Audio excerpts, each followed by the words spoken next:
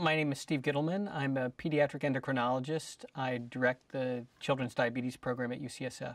I feel like I'm a little bit like the moth to the light bulb in working in this field. I grew up in a family where I heard a lot about my relatives with type 1 diabetes. My grandfather was an early recipient of insulin.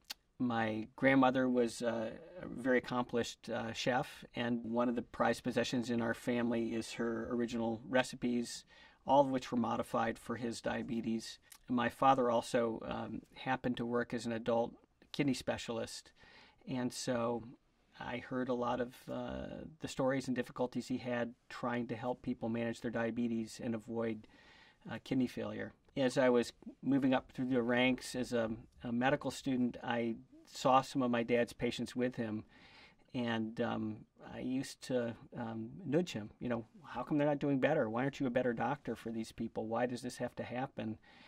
And he nudged me back and said, it doesn't have to happen. All this should be preventable. And, you know, I grew up, I went about my way in medicine and, you know, tried on different roles, but I just kept moving back towards a career in diabetes. I do think about what I'll say to my kids as they're growing up. They're young, but I think they're certainly interested in science. They've been to diabetes camp with me now. They've seen other kids their age dealing with diabetes. They're starting to ask me similar questions to what I asked my dad. You know, why don't you know more?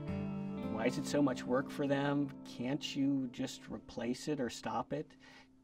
You know, I think we're well on our way to answering those questions and having definitive treatments.